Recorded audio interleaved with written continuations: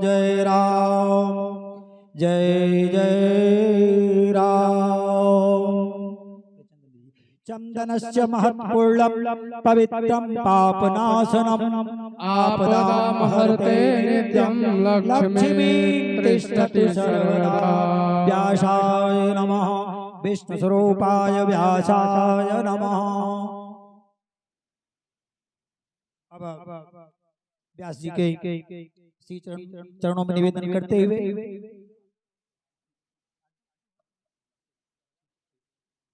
आरती होगी। आरती के बाद महाराज जी के श्री मुख से अमृत वाणी का श्रवण करें।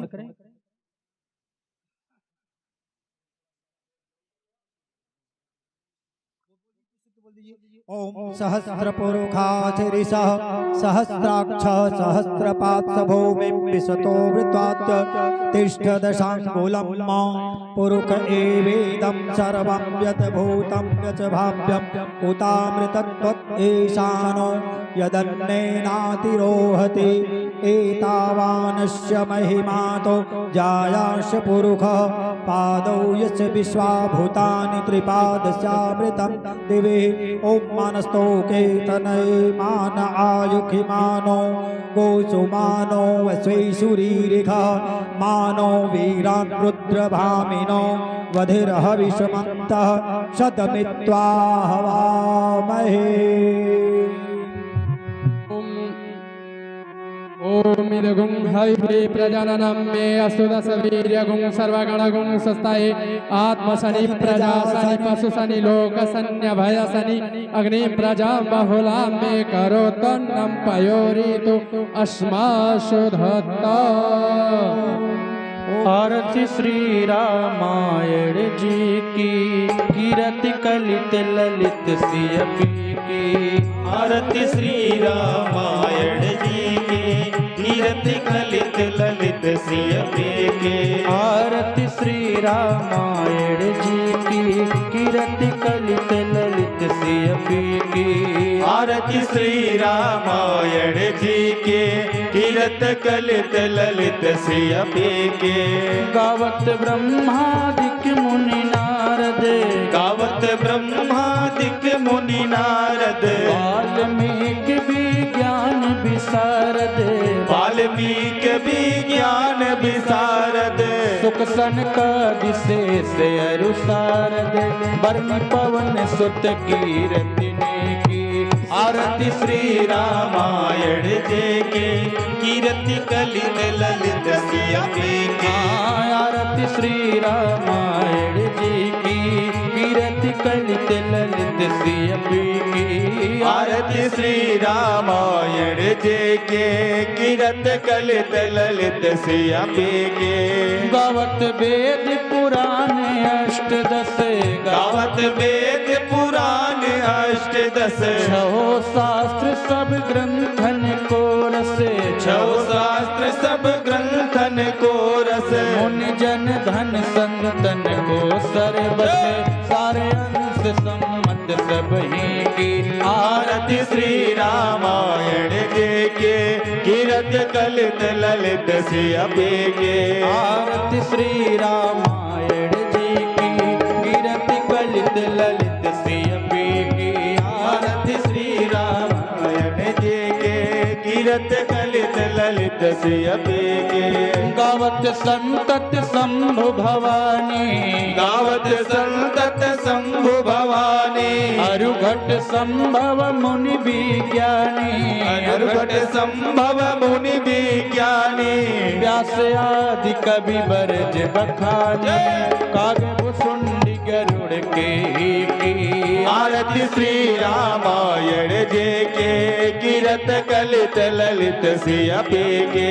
आरती श्री रामायण जी की कीरति कलित ललित सियपी की। आरती श्री रामायण जी की कीरत कलित ललित सियपी की। कलिमल हरण विषय रस फीकी कलिमल हरण विषय रस फीकी।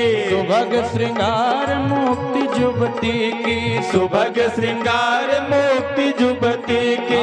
दलन रोग भव मोरियमी की तात मात सब विधि तुलसी की।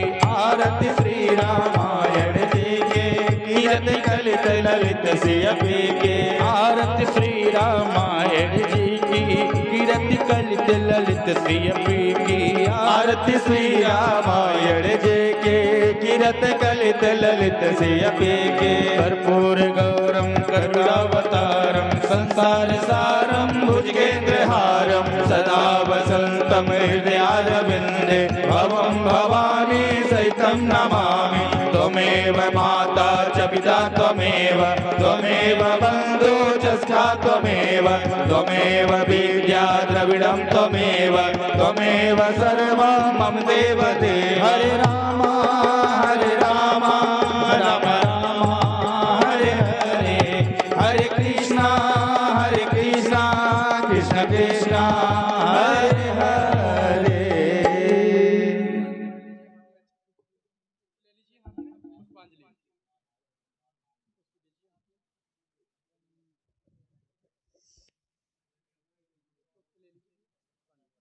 हरि ओम आजनेर जन्मजन्त देवास्थानि धर्माणि प्रथमान्यासन्नाते हनाकं महिमानः सचन्देव पूर्वे साध्याः सन्ति देवाः नाना सुगन्धि पुष्पाणि यथा कालोद्भवानि च पुष्पाञ्जलिर्मया दत्ताग्रहाण परमेश्वरः। ओम सर्वे अवहि प्रतिष्ठित देवी देवताभ्यो नमः। प्रार्थना पूर्वक पुष्पांजलि समर्पयामि।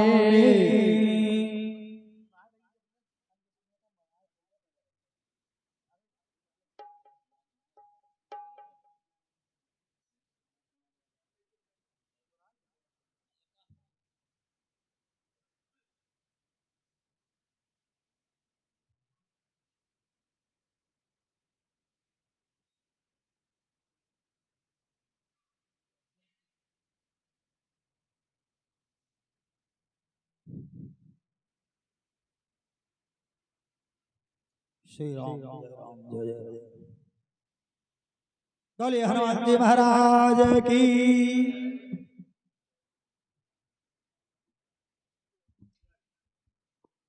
नमो ब्राह्मण देवाय गो ब्राह्मण हिताय च जगत हिताय कृष्णाय गोविंदाय नमो नमः।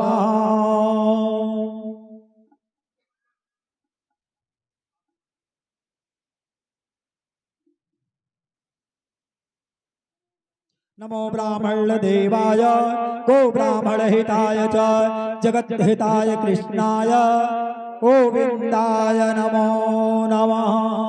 बोलिए हनुमान जी महाराज की जय। बोलिए हनुमान जी महाराज की जय।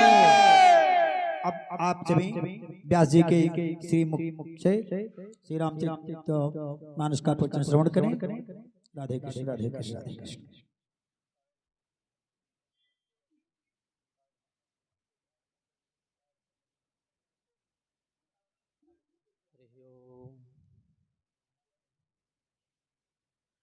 हरि ओम।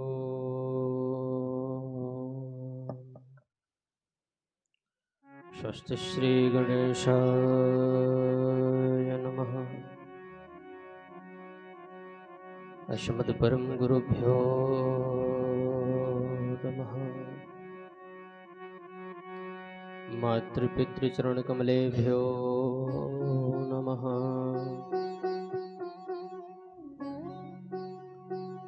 ध्येयः सदा सवितृमण्डलमध्यवर्ती नारायणः शरसिजासनसन्निविष्टः केयूरवान् मकरकुण्डलवान् किरीटी हारी हिरण्यमयवपुर्धृतशङ्खचक्रः अस्मद्देशिकमस्मदीयपरमा चार्यान् शेषान् गुरून् श्रीमल्लक्ष्मणयोगिपुङ्गवमहा पूर्णं मुनिं यामुनम् रामं पद्मविलोचनं मुनिवरं नाथसटद्वेषिणं शेनेशं श्रियमिन्दिरासहचरं नारायणं संश्रये। श्रीमत्कश्यप गोत्रलब्धजनुषं विद्याविभूषोन्नतं सच्छास्त्रार्णवपारगामि विदुषां मान्यं मनोगश्रियम्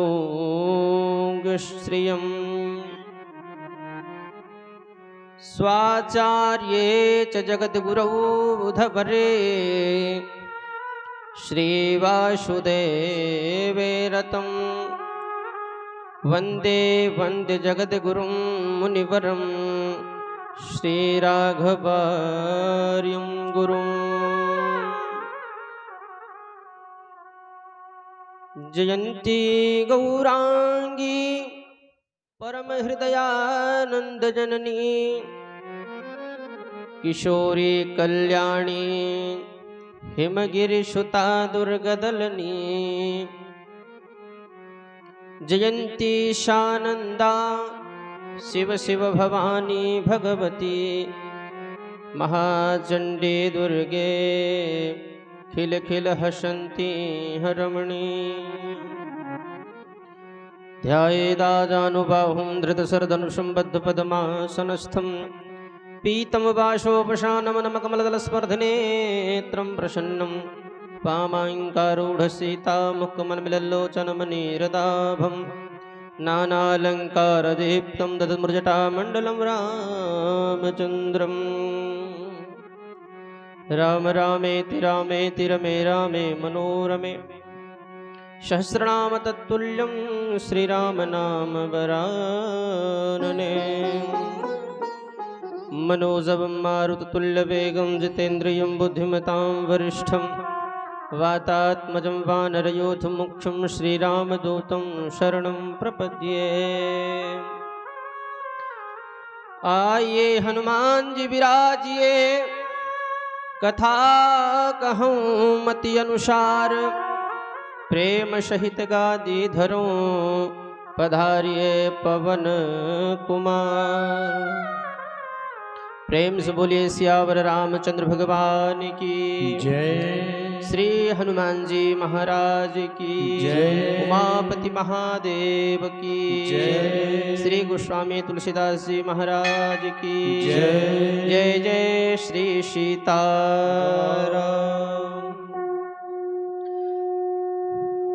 परम मंगल में अकारण करुणा वरुणालय भक्तवांछा कल्पतरु तरुणित विनंदित पीतांबरधारी भगवान मर्यादा पुरुषोत्तम श्री सीताराम जी महाराज एवं वीर बलवंत श्री हनुमान जी इस कथा के परम रसिक श्री भूत पावन भगवान भोलेनाथ हरिओम के श्री चरणों में वंदन करते हुए इस कथा में पधारे सभी कथा श्रद्धालुजन भक्त प्रेमी आप सबको व्यास मंच पीठ की तरफ से हार्दिक साधुवाद एवं अभिनंदन। इस कथा में कथा को सजाते हुए अपने संगीत वाद्य यंत्रों के द्वारा हमारे सभी कलाकार बंधु इस कथा में पधारे जिनकी अध्यक्षता और सानिध्य है मानस राजहंस डॉक्टर श्री आर.पी. ओझा जी महाराज एवं आज इस कथा के सत्र में पधारे विद्यार्थी जी महाराज। पूरा नाम तो मैं नहीं जानता तो आप सबका ये संग संतों का और पावन जो आनंद का विषय है वो श्री हनुमान जी के गुणगान, हनुमान जी के पावन चरित्रों का जो वर्णन है। वैसे तो जितना कहा जाए उतना ही कथा कम है, कथा समाप्त नहीं होती, कथा तो अनंत है। और जिन पुण्यात्मा के स्मृति शेष में यह आयोजन हो रहा है, वो धन्य ऐसे प्राणी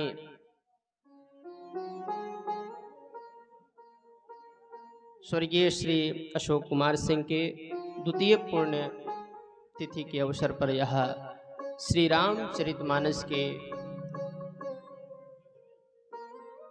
कथा का आयोजन और विभिन्न क्षेत्रों से पधारे सभी संत वृंद और उनके समस्त परिवार के लोग, ठाकुर साहब श्री राघवेंद्र प्रताप सिंह जी,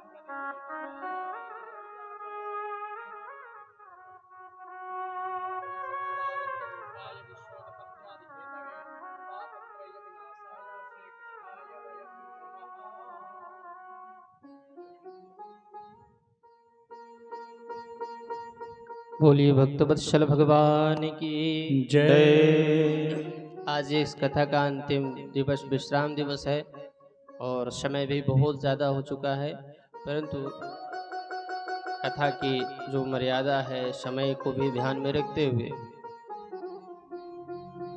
ऐसे पुण्यात्मा की स्मृति शेष जो आज याद बन करके रह गई और आज उन्हीं की है, उनकी तपस्या का परिणाम है और उस परिणाम स्वरूप उनके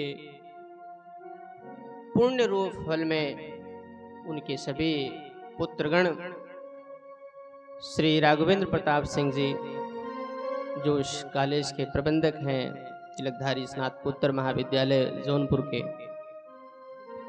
और डॉक्टर कृष्ण प्रताप सिंह जो पूर्व सांसद जी हैं, आपकी अध्यक्षता, देवेंद्र प्रताप सिंह, शिवेंद्र प्रताप सिंह और धर्मेंद्र प्रताप सिंह जो भाजपा नेता हैं, आप सबके द्वारा यह कथा का जो आयोजन हुआ बड़ा ही आनंद आया। और ये विश्राम दिवस में, क्योंकि मानव जीवन का जो लाभ है वो दो लाभ है, एक तो गंगा स्नान और एक कथा रूपी गंगा में ही स्नान, गोता लगाना। कथा गंगा और एक भागीरथी गंगा। तो आइए, जीवन में नाम संकीर्तन के अलावा और कुछ नहीं है, नाम संकीर्तन ही सबसे महत्वपूर्ण है। इसलिए हम लोग भी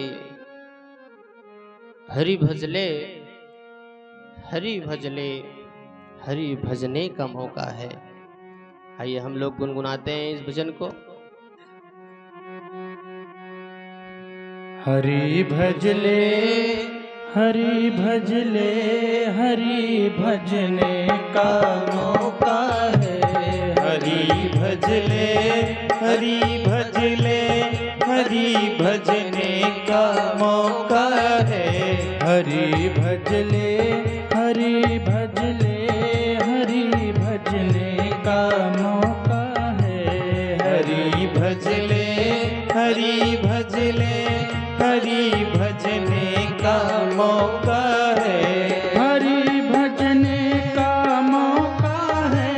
हरि भजने का मौका है। अभी भजने का मौका है। अभी भजने का मौका है। अभी भजले अभी भजले अभी भजने का मौका है।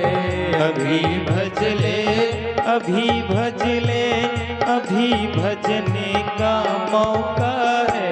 हरि भजले हरि भजले हरि भजने का मौका है। हरि भजले हरि भजले हरि भजने का मौका है। माया को सब कोई भजे माधव भजे न कोई। माया को हर कोई भजे माधव भजे न कोई। जो कदापि माधव भजे तो माया तेरी होए। हरि भजले हरि भजले हरि भजने का मौका है। हरि भजले हरि भजले हरि भजने का मौका है। अभी भजले अभी भजले अभी भजने का मौका है। अभी भजले अभी भजले अभी भजने का मौका है। मन की गति है अटपटी झटपट लखे न कोई। मन की गति है अटपटी झटपट लखे न कोई। जो मन की खटपट मिटे तो झटपट दर्शन होए। हरि भजले हरि भजले हरि भजने का मौका है। हरि भजले हरि भजले हरि भजने का मौका है। अभी भजले अभी भजले अभी भजने का मौका है। अभी भजले अभी भजले अभी भजने का मौका है। जगत में जब तू आया था सभी हंसते तू रोया था। जगत में जब तू आया था सभी हंसते थे तू रोया था। बना ले जीवनी ऐसी बना ले जीवनी ऐसी सभी रोए तू हंसता जा। हरि भजले हरि भजले हरि भजने का मौका। हरि भजले हरि भजले हरि भजने का मौका है। हरि भजने का मौका है। हरि भजने का मौका है। अभी भजने का मौका है। अभी भजने का मौका है। हरि भजले हरि भजले हरि भजने का मौका है। हरि भजले हरि भजले हरि भजने का मौका है। अभी भजले अभी भजले अभी भजने का मौका है। अभी भजले अभी भजले अभी भजने का मौका है। बोले भक्त वत्सल भगवान की जय। इस जीवन में सबसे बड़ा यज्ञ तो यही है कि नाम संकीर्तन। और जिसने भी किया है, छोटे से ध्रुव जी जिनकी उम्र कुछ नहीं और 5 वर्ष की अवस्था में ही भगवान उन्हें मिल गए। ध्रुव जी के चरित्र को सब लोगों ने सुना होगा। ऐसी बहुत सारी कथाएं आती हैं। एक मैया थी, उन्होंने जीवन में कभी कोई पुण्य कार्य किया ही नहीं, कभी मंदिर गई नहीं और पान खूब खाती थी। और पान खाने वाले जितने होते हैं लगभग उनके उंगली में चूना जरूर लगा होता है। वो कहीं भी चूना लगा देते हैं। तो मैया चूना जब कभी खा लेती थी तो मंदिर के बगल से वो गुजर रही थी और चूना ज्यादा हो गया तो खाने वाले क्या करते हैं, कहीं भी पोंछ देते हैं। तो मैया जो है मंदिर के दीवार में चूना पोंछ दिया। भगवान प्रसन्न हो गए, चलो जीवन में कभी जीवन भर कुछ किया नहीं तो कम से कम इतने समय में चूने से हमारे मंदिर के दीवार की पुताई तो कर दी।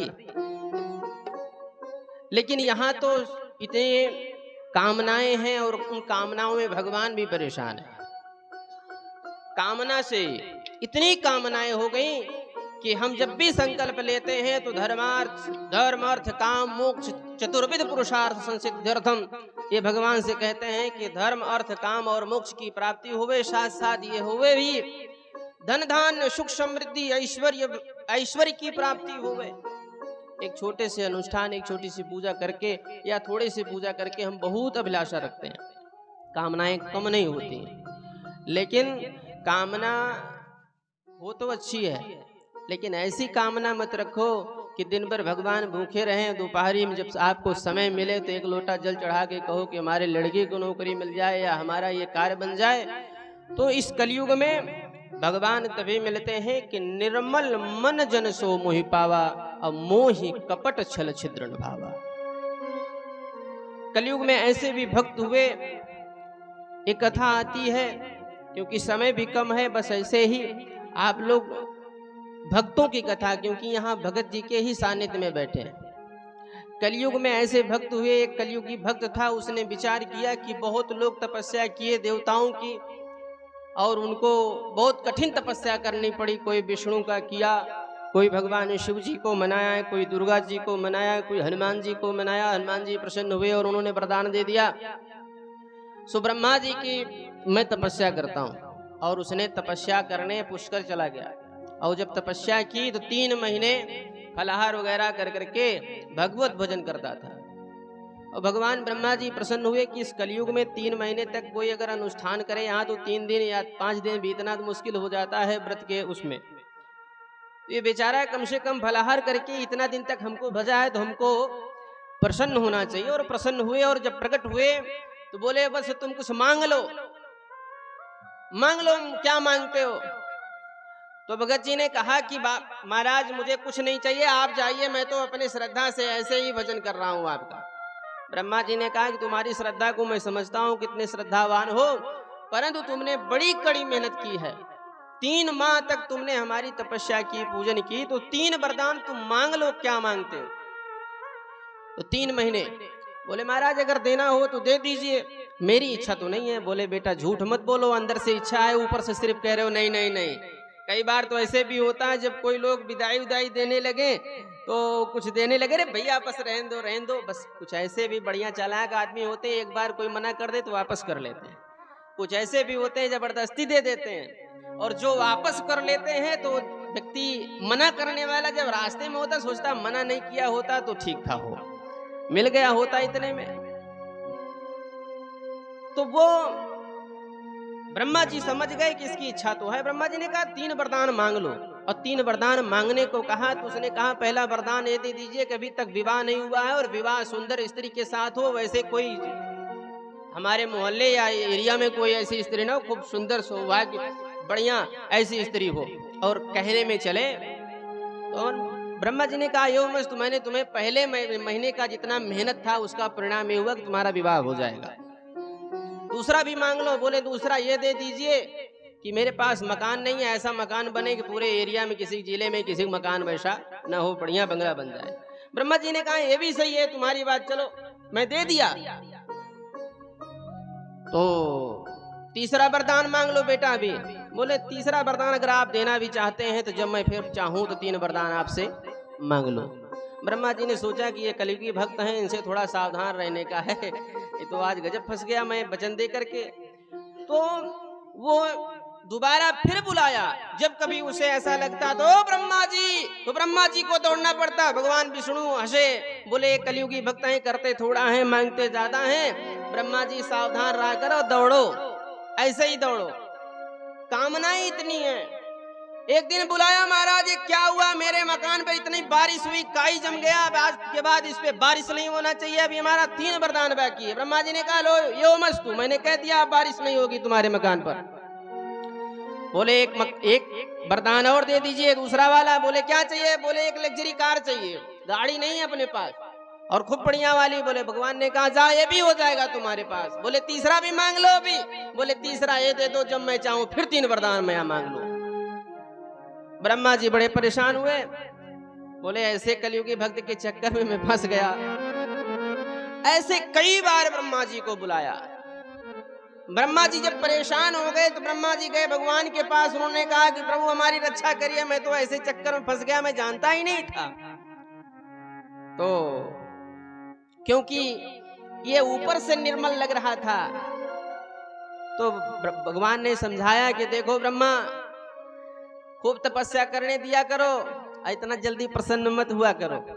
लेकिन यहाँ तो हनुमान जी अति प्रसन्न हैं।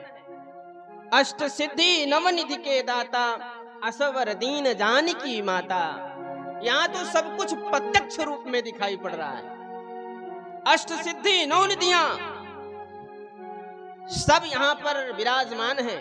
और फिर जहां हनुमान जी हों तो वहां फिर कहना क्या। तो हनुमान जी के श्री चरणों में बैठ करके हम यही भाव रखें, क्योंकि समय हमको थोड़ा सा ही मिला था।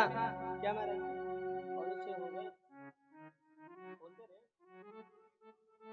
तो श्री हनुमान जी महाराज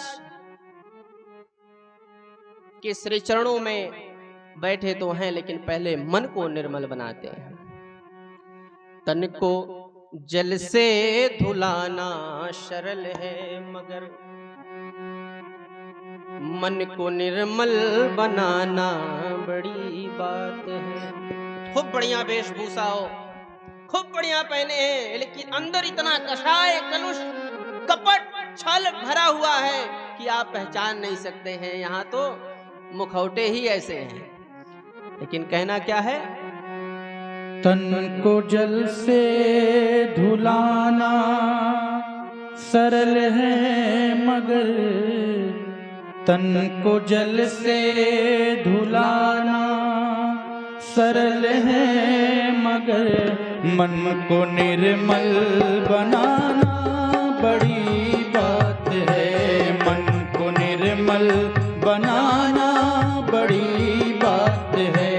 तन को जल से धुलाना सरल है, मगर तन को जल से धुलाना सरल है, मगर मन को निर्मल बनाना बड़ी बात है। तन को जल से धुलाना सरल है, मगर मन को निर्मल बनाना बड़ी बात है। तन को जल से धुलाना सरल है, मगर मन को निर्मल बनाना बड़ी बात है। कोशिशें कोई लाखों भले ही करे, किंतु सद्गुरु बिना बात बनती नहीं। कोशिशें कोई लाखों भले ही करे, किंतु सद्गुरु बिना बात बनती नहीं। कोशिशें कोई लाखों भले ही करे, किंतु सद्गुरु बिना बात बनती नहीं। कोशिशें कोई लाखों भले ही करे, किंतु सद्गुरु बिना बात बनती नहीं। ग्रंथ पढ़ ज्ञान पाले न आसान है, ग्रंथ पढ़ ज्ञान पाले न आसान है। अपना आनंद पाना बड़ी बात है, अपना आनंद पाना बड़ी बात है। तन को जल से धुलाना सरल है, मगर तन को जल से धुलाना सरल है, मगर मन को निर्मल बनाना बड़ी बात है। मन को निर्मल बनाना बड़ी बात है। पंथ में बेस में देश परदेश में चित्त रहता फंसा राग और द्वेष में। पंथ में बेस में देश परदेश में चित्त रहता फंसा राग और द्वेष में। पंथ में बेस में देश परदेश में चित्त रहता फंसा राग और द्वेष में। पंथ में बेस में देश परदेश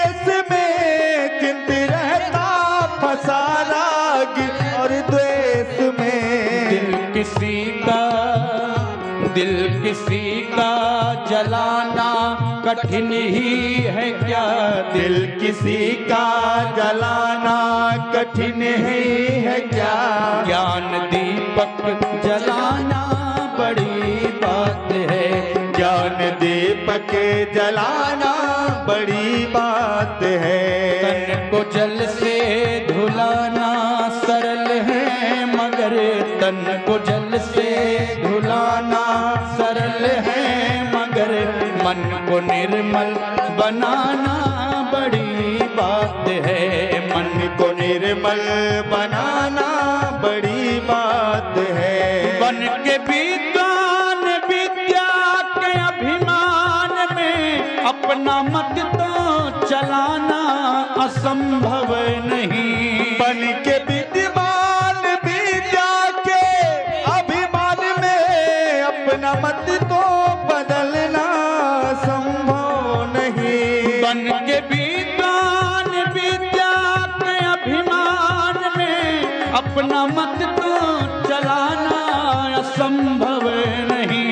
बन के विद्वान विद्या के अभिमान में, अपना मत तो चलाना असंभव नहीं। पूरे संयम सहित धर्म की राह पर, पूरे संयम सहित धर्म की राह पर, जिंदगी को चलाना बड़ी बात है, जिंदगी को चलाना बड़ी बात है। तन को जल से धुलाना सरल है मगर, तन को जल से धुलाना सरल है मगर, मन को निर्मल बनाना बड़ी बात है, मन को निर्मल बनाना बड़ी बात है। खूब फेस वाश लगा करके नहाओ, कितना भी क्रीम पाउडर लगा लो, लेकिन जब तक मन नहीं निर्मल होगा तब तक भगवान भी नहीं मिलते। पहले जरूरी क्या है? घट में राजेश आनंद भरपूर है, पाने वाला मगर फिर भी क्यों दूर है। घट में राजेश आनंद भरपूर है, पाने वाला मगर फिर भी क्यों दूर है। घट में राजेश आनंद भरपूर है, पाने वाला मगर फिर भी क्यों दूर है। घट में राजेश आनंद भरपूर है, पाने वाला मगर फिर भी क्यों दूर है। क्यों सुनूं गुरु वचन मोह की नींद को, क्यों कि सुन गुरु वचन मोह की नींद को, क्यों कि सुन गुरु वचन मोह की नींद को, क्यों कि सुन गुरु वचन मोह की नींद को। त्याग कर जाग जाना बड़ी बात है, त्याग कर जाग जाना बात है, त्याग कर जाग जाना बड़ी बात है, त्याग कर जाग जाना बड़ी बात है। तन को जल से धुलाना सरल है मगर, तन को जल से धुलाना सरल है मगर, मन को निर्मल बनाना बड़ी बात है, मन को निर्मल बनाना बड़ी बात है, मन को निर्मल बनाना बड़ी बात है, मन को निर्मल बनाना बड़ी बात है। जल से स्नान करने के बाद तो आप तो शुद्ध हो सकते हैं। बाह्य आडंबर तो बहुत है, परंतु अंदर क्या है वो तो तभी पता चलेगा। इसलिए भगवान गीता में कहते हैं, नाश तो विद्यते भाव, ना भावो विद्यते सतः, उभयोरपि दृष्टोन्तस्तुनयोस तत्त्वदर्शिभिः। आप जो ऊपर से देख रहे हैं वो है नहीं, और जो है वो दिखाई नहीं दे रहा है, और जो दिखाई नहीं दे रहा उसे देखने के लिए तत्त्वदर्शी बनना पड़ेगा। और तत्वदर्शी ज्ञान तभी मिलेगा जब हम माया मोह से थोड़ा सा दूरी बनाएंगे। तो अवस्था के अनुसार, अरे कई लोग हैं ऐसे, जब चल नहीं पाते, शरीर भी थक गई है, फिर भी उनकी तिजोरी में ताला बंद रहता है, चाबी अपने सिरहाने के पास रहती है।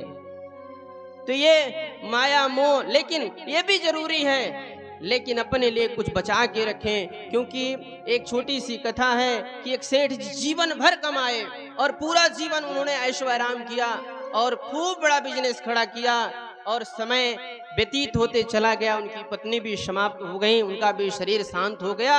और ऐसा समय आया कि उनके 2 पुत्र थे, दोनों पुत्र में विवाह कर दिया, उसके बाद बंटवारा भी हो गया। सेठ जी ने सोचा कि इतना धन संपत्ति किसके लिए मैं कमा रहा हूं? क्योंकि व्यक्ति कहता है कि मैं कमा रहा हूं, किसके लिए कमा रहे हो? कर्म तो महाराज, कर्म अकर्म विकर्म, कर्म तो योगी करता है और विकर्म सन्यासी करता है और कर्म गृहस्थ करता है। अंतर बस इतना ही है, कर्म तो सबके साथ जुड़ा हुआ है, परंतु जब उपसर्ग जुड़ जाते हैं तो उपसर्ग कितने हैं? 22 उपसर्ग हैं व्याकरण में। परापरापसम अनुभव निस्निर्दुष दुर्बियांगनी अभियति सूत, ये 22 उपसर्ग हैं, और ये जहां जुड़ते हैं इनका विशेष अर्थ अपने आप परिवर्तित हो जाता है। तो सेठ जी ने पूरे जीवन की कमाई को बांट दिया, और बांटने के बाद छोटे बेटे ने कहा कि पिताजी अभी अकाउंट वाला भी नहीं हुआ है। बोले बेटा मैं सोच ही रहा था, वो भी बांट दिया, आधा आधा हो गया, और सेठ जी भी बट गए। पंच जो जितने बैठे थे, लोगों ने कहा कि सेठ जी की, अपने पिताजी की सेवा बड़ा बेटा 3 महीना करेगा, 3 महीना तुम करना। बोले 6-6 महीना कर लेते हैं। बोले यही सही है, 6-6 महीने ऐसे साल भर गुजर जाएंगे। परंतु 6 महीने किसी के साथ गुजरा नहीं, 3-3 महीने हो गए। 3 महीने के बाद फिर जो है हमारा 1.5 महीने सब लोग सेवा करने लगे, अवस्था ढल गई और सब कुछ बांट दिया था। स्थिति ऐसी आई, जो जीवन भर एसी में सोया था, आज उनकी बहू ने निकाल करके कहा कि इनको वहां गैराज में रख दो और वहां पंखा लगा देते हैं। बाबूजी अस्वस्थ हो चुके हैं, कमरे में थूकते हैं, कमरा भी गंदा हो जाता है और कौन साफ करेगा, पूरा गंदगी भरे पड़े रहते हैं, मेरे बस की बात नहीं है।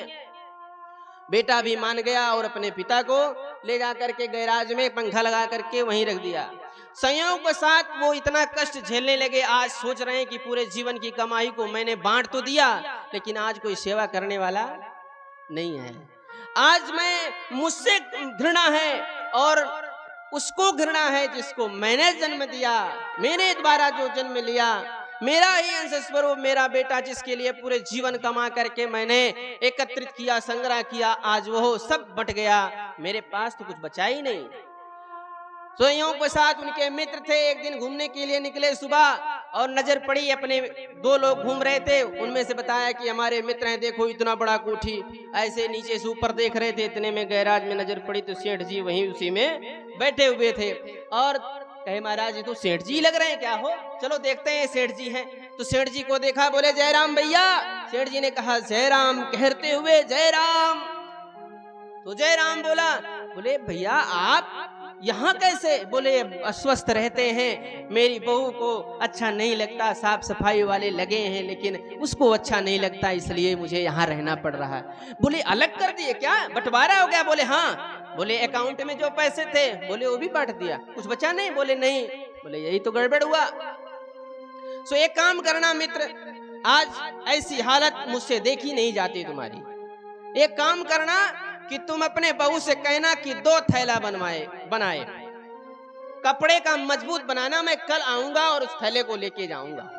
और ये बात दूर से देख रही थी खिड़की से कि कौन आया बाबूजी के पास। बहू ने देखा और अगले दिन वो कपड़े का झोला सी करके बहू से बताया। बहू ने पूछा कि कौन आया था बाबूजी? बोले हमारे मित्र थे, आए थे, उन्होंने कहा है कि कपड़े का थैला बना देना बेटा, मजबूत बनाना, जो कि पारदर्शी ना हो, इधर से उधर दिखाई ना पड़ता हो, ऐसे बनाना।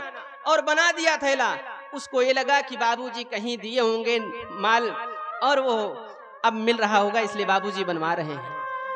सो पैसा मिलने से पूर्व ही कि उसके पहले उसने प्लान बनाया कि बाबूजी को कमरे में लेके आओ। अपने पति से कहा कि बाबूजी को बड़ा कष्ट होता है, आज ऐसी ऐसी घटना घटी है। एक मित्र आए थे, उन्होंने कहा 2 थैला बनवाने के लिए, मैं 2 थैला बना करके देती हूँ। अगले दिन उसमें कुछ पैसा आएगा, इसलिए बाबूजी को अपने कमरे में लेकर के चले आते हैं, सेवा करेंगे, नहीं तो बड़े वाले जान जाएंगे तो उनको सब माल खजाना चला जाएगा, तो मामला सब गड़बड़ हो जाएगा। बड़ा थैला बनवाए हैं। बोले अच्छा। तो इस प्रकार तो उसने 2 थैला जो बनवाया, तो अगले दिन मित्र जब आए तो मित्र मांगा थैला, तो फिर अगले दिन सुबह फिर पहुंचे और उस थैले में भर करके दे दिया। बोले सेठ जी इसको किसी को मत देना, अपने सिरहाने के पास ही रखना। अब वो अपने सिरहाने के पास रखे, इधर प्लान बनाया कि बाबूजी को अपने घर में ले आते हैं। बाबूजी घर में पहुंच गए, पुनः ऐसी रूम में लालच में पहुंच गए कि मुझे ये चाहिए, क्योंकि बिना लालच की कोई सेवा भी नहीं करता। और वो लालच सेवा करवाने लगी। अब बाबूजी काहे उठे बिस्तर से, सब नित्य कर्म तो शिव करते थे। बाबूजी उठे तब न तकिया गायब हो थैला, तो बाबूजी किसी को थैला छूने नहीं देते थे। ऐसे करते एक दिन ऐसा समय आया, उनका शरीर शांत हो गया। और जब शरीर शांत हो गया तो पहले बहू ने क्या किया, वो दोनों थैले पहले तिजोरी में रख दिया और खूब बढ़िया से उनका अंत्येष्टि क्रिया किया। और खूब जहां जहां बेटे ने कहा कि इतना कर लेते हैं, 5 प्रकार की सब्जी बनवाते, उन्होंने कहा है पूरे जीवन की कमाई तुमको बाबूजी ने दे दिया और इतना माल भर करके दे दी, अभी रख के गए हैं, तुमको लग रहा है कि सेवा नहीं करनी चाहिए। अरे अंतिम समय में तो कम से कम 11 प्रकार की सब्जियां बने। बोले ठीक है। कई प्रकार के मिष्ठान बनवाए, खूब सेवा हुई। नाते रिश्तेदार चले गए। रात्रि में जब खोला तो एक में भूसा निकला, एक में कागज, है ना। इसलिए खूब भजन करें कि सीताराम चरण रति मोर, सीताराम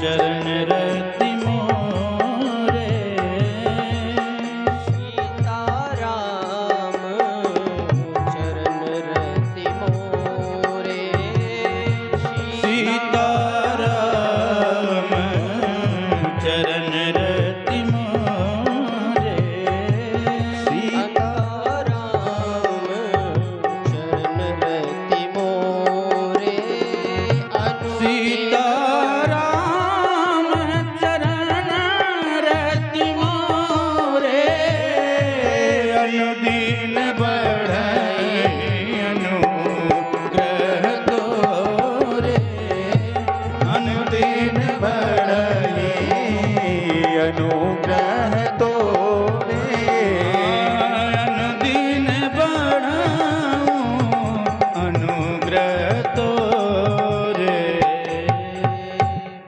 ऐसे भगवान के प्रति नित्य प्रति ऐसी श्रद्धा भक्ति बढ़ती रहे। क्योंकि हनुमान जी महाराज की इतनी भक्ति बढ़ी, भगवान राम को भी कहना पड़ा। बस ये क्योंकि समय भी सीमा को हम लांग गए हैं और हमारे साथ बैठे हुए हैं। भगवान राम जी हनुमान जी के प्रति उद्गार व्यक्त करते हैं।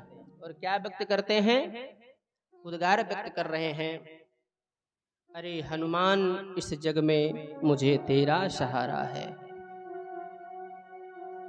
अरे हनुमान इस जग में मुझे तेरा सहारा है, तू ही सच्चा सखा मेरा, तू ही सेवक हमारा है।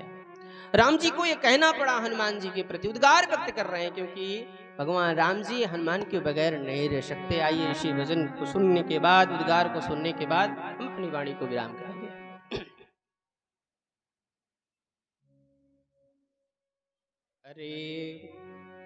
अरे हनुमान इस जग में तुझे मुझे तेरा सहारा है। अरे हनुमान इस जग में मुझे तेरा सहारा है, मुझे तेरा सहारा है। अरे हनुमान इस जग में मुझे तेरा सहारा है, मुझे तेरा सहारा है। अरे हनुमान इस जग में मुझे तेरा सहारा है, मुझे तेरा सहारा है। अरे हनुमान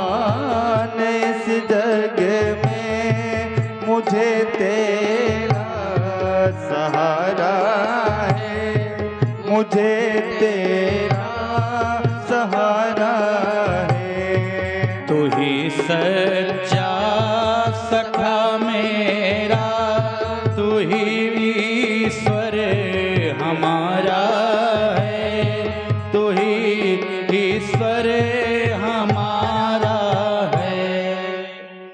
नहीं तुम सा कोई जन्मा मनुज मुनि देवताओं में, नहीं तुम सा कोई जन्मा मनुज मुनि देवताओं में, कि जैसा तूने लाला मेरा कारज संवारा है, मेरा कारज संवारा। बोले हनुमान जी महाराज की जय। इन्हीं शब्दों के साथ मैं अपनी वाणी को यहीं पर विश्राम दूंगा और इस कथा में सभी पधारे हुए कथा श्रद्धालु जन भक्त प्रेमियों को हमारी तरफ से बहुत बहुत साधुवाद एवं अभिनंदन है।